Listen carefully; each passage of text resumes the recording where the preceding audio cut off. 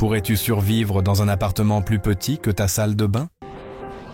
Jusqu'au jour où un homme t'explique, d'un ton calme et résigné, qu'il attend la mort dans une boîte plus petite qu'une armoire. Hong Kong est l'une des villes les plus riches et visitées au monde, vitrine de modernité, de luxe et d'efficacité. Mais à quelques étages sous les néons, sous les tours de verre où s'échangent des milliards, il y a ceux qu'on ne montre jamais. Ceux qui vivent sans lumière, sans silence, sans espoir. Dans ces bâtiments à peine debout, chaque centimètre carré est vendu au prix de l'oxygène. Des chambres à coucher qui tiennent dans un placard. Des cuisines qui touchent les toilettes. Des cages de métal pour y vieillir seul, pendant 20 ans. Et dehors, le vacarme des marchés, les rires des touristes, le bruit des fortunes qui changent bras de main. Ce n'est pas une ville divisée. C'est une ville empilée, avec tout en haut, ceux qui oublient un, et tout en bas, ceux que l'on oublie. Ce n'est pas la pauvreté qui fait mal ici. C'est l'idée d'être né dans une cage, de grandir dans une boîte, de mourir dans un tiroir. Aujourd'hui, on descend là où peu osent poser les yeux. Parce qu'à Mongkok, à Sham Shui Po, à Kowloon, il ne reste presque plus rien de l'idée de chez soi. Mais il reste des voix. Et ces voix, vous allez les entendre. Derrière les vitrines éclatantes et les enseignes en néon qui accueillent plus de 50 millions de touristes par an, se cache un labyrinthe vertical de souffrance, trop étroit pour être vu, trop dérangeant pour être montré. Tandis que certains sirotent des cocktails au sommet de gratte-ciel de verre, d'autres survivent dans des cubes de métal plus petits qu'un lit simple. À Hong Kong, la même rue peut abriter un hôtel 5 étoiles et quelques mètres plus loin, un immeuble rongé par la rouille, où des êtres humains dorment enfermés dans des boîtes grillagées. Le paradis fiscal repose sur les épaules d'une pauvreté si dense qu'elle devient architecture. Là où un expatrié paie l'équivalent d'un salaire annuel pour une terrasse vue mer, un vieil homme empile ses jours dans un espace si exigu que sa respiration cogne aux parois. Ce ne sont pas des chambres, ce sont des silences de tôle empilés les uns sur les autres. Chaque étage respire la chaleur piégée, les murs transpirent l'humidité, et le seul luxe offert est celui d'un néon qui vacille. Les files d'attente pour les logements publics s'étendent sur plus d'une décennie, comme une condamnation sans crime. Ici, les inégalités ne sont pas une tendance sociologique, elles sont une géographie physique. Et toi, tu pourrais respirer entre 4 murs de tôle. Et toi, tu pourrais respirer entre 4 murs de tôle. Lui, il n'a plus besoin de respirer. Il attend simplement que son corps oublie comment faire. Il vit depuis 20 ans dans une cage, suspendu au-dessus du vacarme d'une ville qui ne sait pas qu'il existe. Ses voisins sont morts. 3 hommes, autrefois alignés à ses côtés dans des rectangles métalliques, ont disparu un par un, sans bruit, sans trace. À la question simple « Souffrez-vous » il répond sans détour. Je ne sens plus la douleur. J'attends juste la mort. Ce n'est pas une métaphore. Il n'attend pas un avenir. Il attend une fin. Autour de lui, quelques objets, un ventilateur poussiéreux, un réfrigérateur au bourdonnement fatigué, une ampoule jaune qui vacille comme une dernière pensée. Quand on lui demande s'il espère un autre logement, il ne répond pas. Il ne formule plus de demande. Ce n'est pas du désespoir, c'est au-delà. Il a cessé d'imaginer que quelque chose puisse changer. Chaque matin est une répétition, chaque nuit un enfermement un peu plus profond dans l'oubli. Il vit seul, mais ce n'est pas la solitude qui le consume. C'est le silence du monde autour. As-tu déjà su que ce type de survie existait? Pas dans un roman dystopique, pas dans une guerre oubliée. Mais aujourd'hui, dans une mégalopole mondialement admirée, derrière les affiches lumineuses et les vitrines climatisées, un homme attend sa fin dans une boîte, sans colère, sans cri. Juste là, en bas, un homme attend que son cœur s'arrête. Juste au-dessus, dans une tour vitrée, un autre poste une photo de son brunch au 48e étage, avec une vue panoramique sur une ville qu'il ne touche jamais. Deux mondes empilés dans la même verticale. Brian vit dans un appartement design à Wan Chai. C'est propre, moderne, efficace. Une cuisine élégante, une terrasse avec auvent, un lit queen sous un climatiseur silencieux. Le loyer ? 14 000 $ par mois. Il travaille dur, il le mérite, diraient certains. Mais à quelques stations de métro de là, une femme nettoie les couloirs d'un hôtel. Elle dort dans une boîte de tôle partagée avec 20 autres corps épuisés. Son salaire couvre à peine le prix de vivre entassé, sans air, sans intimité, dans ce que la ville appelle encore un logement. Entre les deux, une ligne invisible, celle de ceux qui choisissent. Et ceux à qui on laisse croire qu'ils peuvent choisir. Les expatriés parlent d'aventure, de réussite, de liberté. Mais que vaut la liberté d'un homme si son confort repose sur le silence d'un autre qu'il ne verra jamais? Depuis le toit d'un parking à Mongkok, on ne voit pas la ville. On voit un empilement d'unités d'air conditionnées, de fenêtres barrées, de tuyaux rouillés. On voit la densité écraser l'humanité. Ces immeubles semblent pousser du sol comme des champignons sous tension. 1000 corps dans chaque tour. Et pourtant, aucun regard qui se croise. L'urbanisme ici ne dessine pas des quartiers, il dessine des labyrinthes. Si tu étais né 10 rues plus loin, vivrais-tu dans la cage ou dans le loft? Ce n'est pas une question de mérite. C'est une loterie. Une loterie dont les tickets sont imprimés en silence, bien avant que tu comprennes que tu étais déjà en jeu. Et pendant que les tours s'étendent vers le ciel, les espoirs des oubliés s'enfoncent dans les sous-sols. D'un système qui promet, mais ne construit pas. À Hong Kong, il ne suffit pas de souffrir pour avoir droit à un toit. Il faut attendre. Et l'attente, ici, n'est pas une mesure du temps, mais une épreuve de résistance. 10 ans. C'est le délai moyen pour accéder à un logement social quand on est seul et sans ressources. 10 ans dans un couloir surpeuplé, à entendre les disputes à travers les cloisons, à partager un seul toilette avec des inconnus, à calculer chaque jour s'il vaut mieux manger ou garder de quoi payer le loyer du mois. Pour les personnes âgées, le délai se réduit à 6 ans. 6 ans, c'est une moitié de fin de vie passée dans une boîte trop étroite pour y faire entrer une chaise. Le plafond y touche le crâne, l'humidité y colle à la peau, et le silence y est percé par les toux chroniques et les ventilateurs en panne. Le gouvernement promet des réformes, annonce des chiffres, dessine des plans. Mais ces plans ne sortent pas du papier, et les visages derrière ces chiffres vieillissent, s'effacent, meurent. Entre l'annonce d'un programme et la remise des clés, une décennie d'oubli, dans l'un de ces couloirs, un homme m'a montré la lettre qu'il a reçue de l'administration. Elle date de 5 ans. Il n'y a jamais eu de réponse. Il la garde pliée dans un plastique, comme une relique. Pas parce qu'il croit encore, mais parce qu'il veut se souvenir qu'un jour, il allait espérer. Son regard n'accuse plus, il fatigue. Il ne demande pas une villa. Il voudrait juste un endroit où respirer sans négocier avec les murs. Un endroit où sa vieillesse ne soit pas un poids pour les autres, ni une punition pour lui-même. Un endroit à lui. Avant qu'il ne soit trop tard.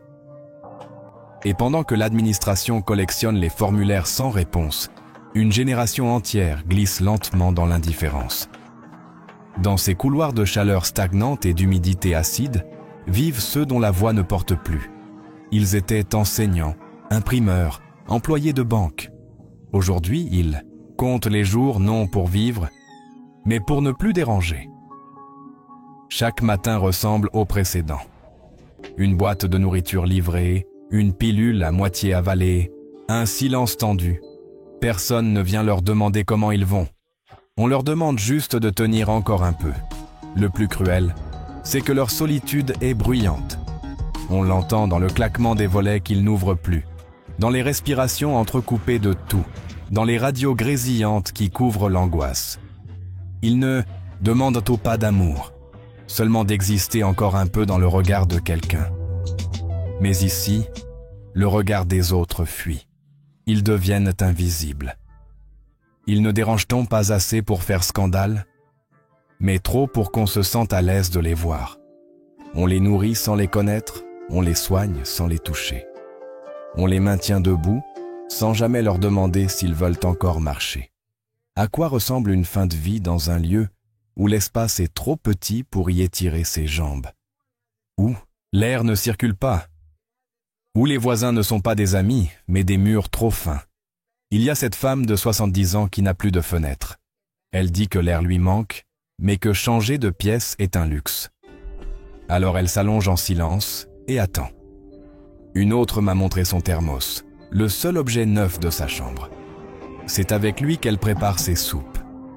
Personne ne l'appelle par son prénom. Personne ne sait combien d'hivers elle a encore à traverser. On ne les soigne pas. On les laisse s'effacer. Et pendant qu'ils s'effacent dans le silence, certains se consument dans le bruit. Les murs trop fins ne protègent plus. Ils amplifient. Chaque soupir, chaque tout, chaque geste maladroit devient une intrusion. Ici, il n'y a pas de porte que l'on ferme pour se retrouver. Il n'y a pas d'intimité, juste des corps entassés, des respirations synchronisées par la contrainte. Le jour, les ventilateurs tournent sans fin, brassant un air tiède, saturé d'humidité et d'odeur de cuisine, recyclé. La nuit, les téléviseurs restent allumés, non pour être regardés, mais pour couvrir les disputes, les frustrations, les regrets qu'on n'ose plus exprimer à voix basse. Tu arrives à imaginer ce que c'est de vivre à 10 cm d'un inconnu qui ronfle, tousse ou s'énerve parce que tu as pris trop de place pour te retourner. Tu arrives à dormir en sachant que le moindre mouvement réveille un voisin que tu ne connais pas, mais qui partage ton plafond. Dans cette colère sourde des poids à ta poif. Mur, il y a une guerre qui ne se déclare jamais officiellement, mais qui laisse des blessures partout. Un homme de 67 ans m'a confié qu'il ne parle plus à personne depuis 3 ans. Il sait que la moindre phrase peut enflammer une tension qui dort dans la chaleur étouffante du couloir. Ceux qui vivent la Taposanefla n'ont pas seulement perdu leur espace, ils ont perdu le droit d'être seuls avec leurs pensées. Une femme me raconte qu'elle n'ose plus pleurer, non parce qu'elle est forte, mais parce qu'elle n'a plus où le faire.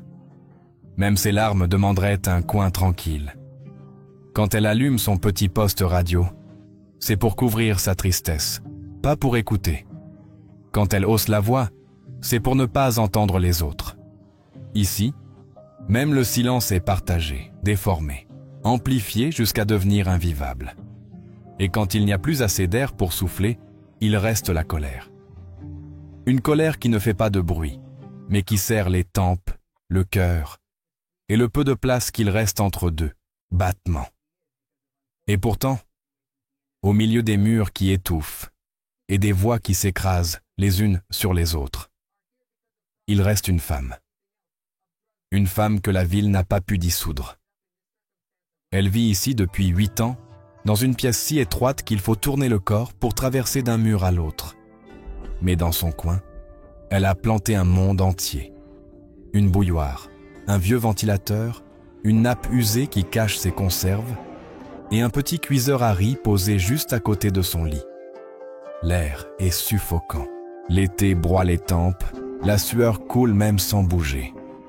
Et malgré cela, elle me tend un bol de riz chaud. Avec le genre de sourire qu'on ne voit plus, même dans les rues pas luxueuses de Hong Kong. Dis-moi, toi qui regardes cette vidéo, tu aimes un bon riz fumant, parfumé à l'ail ou au gingembre. Parce que celui-ci, servi à la chaleur de l'âme, n'a pas besoin de recette. Il est simple, mais il est encore une preuve. Une preuve que, même quand tout semble s'effondrer, quelqu'un continue à cuisiner. Pour ne pas oublier comment c'était, ou pour se rappeler que l'on peut encore vivre au lieu de simplement survivre. Elle parle lentement, le regard tourné vers la fenêtre qu'elle a attendue pendant des années. Car avant, sa chambre n'en avait pas. C'était une boîte aveugle, fermée sur elle-même. Aujourd'hui, grâce à ce rectangle de lumière, Elle dit se sentir moins seule. Ce n'est pas qu'elle s'y accroche, c'est qu'elle y croit encore. Elle dit ne pas vouloir déménager, même si c'est dur, même si c'est bruyant, même si le gouvernement ne vient jamais. Parce qu'ici, c'est encore son endroit, son rythme, ses habitudes, son souffle. Elle ne demande pas pitié. Elle refuse de s'aplatir. Elle a perdu un mari, quitté une carrière à la banque, traversé des silences plus lourds que la chaleur. Mais elle garde ce bol de riz. Elle garde ce sourire. Et elle garde sa chambre. Comme on garde une dignité. Dans le fond, ce n'est pas la surface au sol qui définit un foyer. C'est ce que l'on y maintient debout malgré l'effondrement. Un plat, une parole douce, une résistance muette. Elle sait que l'humidité détruit les murs, mais que la mémoire, elle, survit à tout. Surtout quand on la fait mijoter, doucement, à côté d'un lit de fortune. Et c'est là, dans la chaleur étouffante et les odeurs de plastique fondu, que surgit une autre voix. Pas une plainte, pas un appel à l'aide. Juste une affirmation posée avec une tranquillité déconcertante. Je n'ai besoin que de 3 pas pour vivre. 3 pas. C'est tout ce qu'il lui faut pour aller du lit aux toilettes. 3 pas pour traverser sa vie entière, contenue dans un couloir qui n'en étate même pas un. Une cage plus large que les autres. À peine, mais qu'il appelle assez. Son regard ne cherche pas l'apitoiement. Il décrit une réalité, presque avec fierté. Il a connu des jours différents, plus vastes, plus confortables. Il travaillait dans l'édition, tenait une maison, partageait un toit avec des rires, des disputes, une famille. Aujourd'hui, il vit seul dans ce bloc compressé, où chaque mur respire la résignation. Et pourtant, il répète que cela lui suffit. Parce qu'il peut encore s'y tenir debout. Parce qu'il n'a besoin que de 2 pas pour cuisiner, d'un seul pour se coucher. Le confort s'est contracté jusqu'à devenir silence. Mais ce silence ne pèse pas pareil pour tout le monde. Certains en font un refuge, d'autres y étouffent. Et toi, pourrais-tu te convaincre que 3 pas suffisent pour tout contenir? Ta fatigue, tes souvenirs, ta solitude, tes rêves brisés. Tous réduits à une suite de gestes courts, mécaniques, presque invisibles. C'est une vie qui ne déborde jamais, mais qui ne respire pas non plus. Ici, la notion d'espace est devenue un luxe. Ceux qui le possèdent ne le remarquent plus. Ceux qui l'ont perdu apprennent à le redéfinir. 3 pas. Une nouvelle unité de mesure. Le corps s'adapte, le cœur résiste, l'esprit s'efface lentement, sans faire de bruit. Et pendant qu'il referme la porte de tôle, tu restes figé. Non pas à cause de la chaleur ou du manque d'espace, mais à cause de ce que tu ressens maintenant. Cette impression de t'être approché d'un monde qui ne devrait pas exister. D'avoir frôlé des vies qui ne demandent rien, sauf peut-être un peu de dignité. Là, entre une casserole de riz tiède et un ventilateur qui tourne en boucle, tu as vu l'essentiel. Des visages qui sourient encore, des mains qui offrent, même quand elles n'ont rien. Tu pensais que la pauvreté avait une odeur, un son, un visage. Mais elle a aussi une mémoire. Celle que la ville efface chaque fois qu'elle érige une nouvelle tour. Celle qu'on pousse contre les murs, loin des regards, loin des statistiques. Et pourtant, ils sont là. Les anciens professeurs, les mères veuves, les hommes silencieux qui regardent l'asphalte comme un horizon fermé. Ils n'ont plus l'espoir d'un grand changement. Mais parfois, ils ont encore le courage d'une parole douce, d'un merci, d'un tiens, mange un peu. Et si, au fond, ce n'était pas une histoire d'eux, mais une histoire de nous tous. De ce qu'une ville peut faire à ses habitants quand elle oublie d'écouter. De ce que le silence, lentement, efface dans les regards. Tu n'as rien à changer. Tu n'as rien à prouver. Mais si quelque chose en toi a vacillé, même un instant, laisse une trace, un mot, une sensation. commente. Abonne-toi si tu veux continuer à entendre ce que d'autres n'ont jamais pu dire tout haut. Et si tu penses que quelqu'un devrait voir cela, partage. Rien d'héroïque, juste humain.